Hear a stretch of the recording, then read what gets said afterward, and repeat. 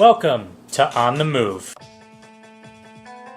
Please direct your attention to Mr. Freeman, who will be giving an opening statement on behalf of the defendant. Mr. Freeman. Good afternoon. Make no mistake about it, this case is about Second Amendment rights and solely Second Amendment rights. Most of what the city attorney just told you is correct. The evidence before you, that's going to be before you today, will establish precisely what Mr. Worley did. There is no disagreement as to what he did. You're going to see that he had a semi-automatic rifle and he slung it over his shoulder. And the rest of the testimony and the rest of the evidence will show that he never touched it again. He never put his hands on it. He never had his hands on the trigger. It was just slung over his shoulder, pointed towards the ground. You're going to see the video that he took where he has polite interactions with the people he comes across. He explains to them what he's doing and why he's doing it. And you're going to see these people react to him polite as well.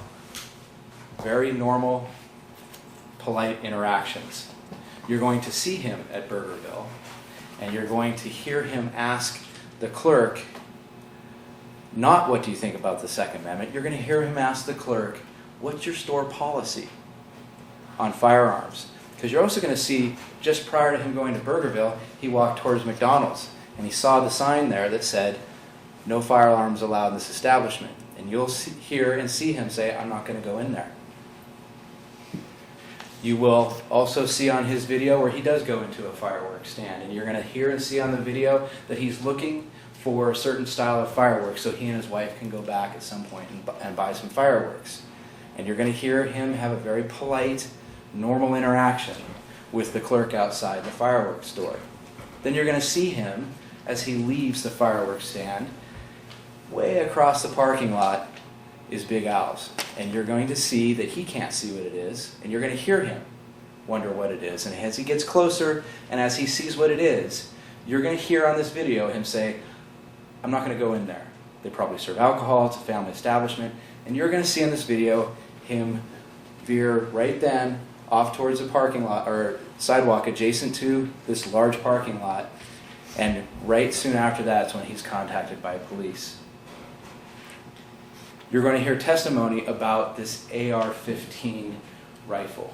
You're going to hear what is similar about it to normal hunting rifles. You're going to hear testimony that it is not an assault rifle. And you're going to hear testimony that although it could be modified to be fully automatic, you'll hear testimony that so can every other semi-automatic weapon, including every semi-automatic handgun carried by police, carried concealed. They can all be modified. You're going to hear from Mr. Worley in this case. It's not in every case that you hear from a defendant, but in this one you're going to hear from him. And you're going to hear what his purpose was on that afternoon was to not just go out and exercise his Second Amendment rights, but to educate people about guns and about what those rights are. That was his purpose. Now at the end of the case, you're going to be asked to render a verdict as to whether or not Mr. Worley is guilty of unlawful display of a weapon. We're going to ask that you find that he did not unlawfully display a weapon, that he did not carry a weapon in a manner and under circumstances that warranted alarm for the safety of other persons. Thank you. I'll be detained right now, officer. Let me see your ID. No, thank you. What's that? No, thank you.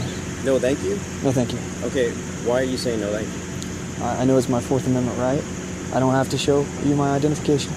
And one of these books that I want to discuss is this book right here. It's called Founding Brothers. It's written by Joseph J. Ellis, and I really found this book to be really informative. It helped me out a great deal in understanding the founding of this. Really comfortable too. That's one thing I really like about this bag is the comfort level of it. But anyway, so let me move on here and we'll start showing the back here, show the features. First thing first here, we got the front of it.